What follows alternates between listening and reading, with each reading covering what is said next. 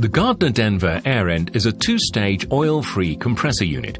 Both compression stages comprise male and female rotors with a special protective coating. There's no physical contact, either between the matched rotor pairs or the rotors and the air end casing. Everything is separated by a precisely engineered air gap.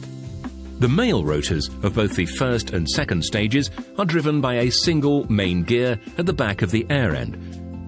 Helical timing gears at the front of both sets of rotors ensure perfect synchronization is kept between the rotor pairs at all times. This means no oil is needed to seal the compression process, making this air end a perfect solution where oil-free compressed air is a critical requirement. Oil never enters the compression chambers, but is used to keep gears and bearings lubricated and cool. Special seals between the rotors and bearings prevent air passing into the oil system and oil passing into the compression chambers. Hot oil drains to an oil reservoir located below the air end via two oil return pipes.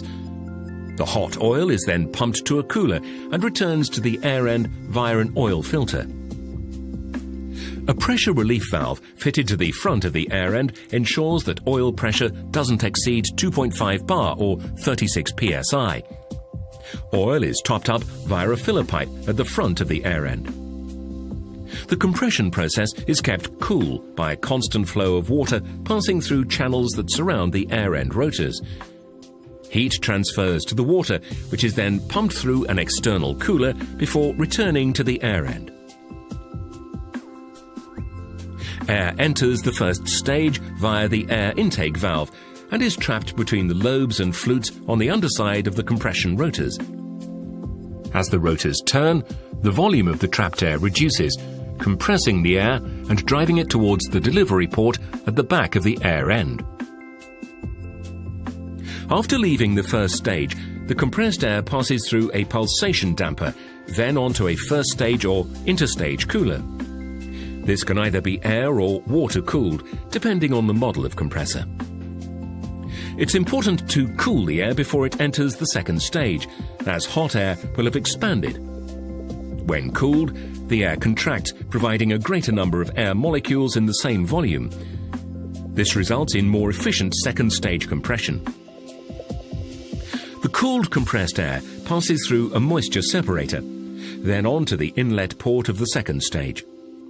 The volume of the air is greatly reduced after first stage compression, which means that the size of the second stage rotors can be smaller. The second stage further compresses the air to the required pressure in the same manner as the first stage. However, this time the compression process takes place on the upper side of the rotors.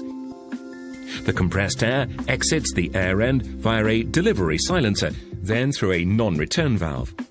The air then passes through a final second stage air or water cooling process to ensure the delivery air is at the right temperature. Then, after a final journey through a moisture separator, the air is ready to exit the compressor at the delivery port.